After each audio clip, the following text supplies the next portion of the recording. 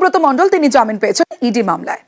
আর এবার অনুব্রত মণ্ডলের প্রাক্তন দেহরক্ষীর জামিন। দিল্লি হাইকোর্টে জামিন সাইগাল হোসেনের। গরু পাচার মামলায় জামিন সাইগালের 5 লক্ষ টাকার ব্যক্তিগত বন্ডে জামিন পেয়েছেন সাইগাল হোসেন। রাতেই তিহার থেকে মুক্তির সম্ভাবনা সাইগালের।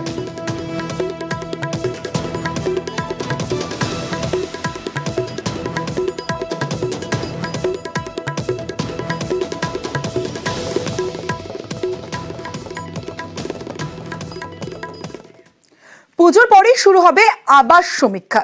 নির্ভুল তালিকা তৈরিতে প্রত্যেক সমীক্ষা দলে 3 জন করে সরকারি কর্মী ও আধিকারিক রাখার সিদ্ধান্ত। আরো একবার আপনাদের জানিয়ে রাখি, সামনেই পুজো, অর্থাৎ আজ দ্বিতীয়া। আর যে খবর আমরা পাচ্ছি, এবার আবাসে অর্থাৎ পুজোর পরেই শুরু হবে আবাস সমীক্ষা। নির্ভুল তালিকা তৈরিতে প্রত্যেক সমীক্ষা দলে 3 জন করে সরকারি কর্মী ও আধিকারিক রাখার সিদ্ধান্ত।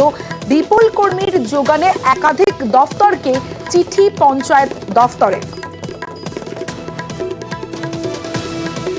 পুজোর পরে শুরু হবে আবাস সমীক্ষা। আরো একবার জানিয়ে রাখি, আবাসের দুর্নীতির ভুরি ভুরি অভিযোগ। আর এরপরে এবার পুজোর পরেই শুরু হবে আবাস সমীক্ষা।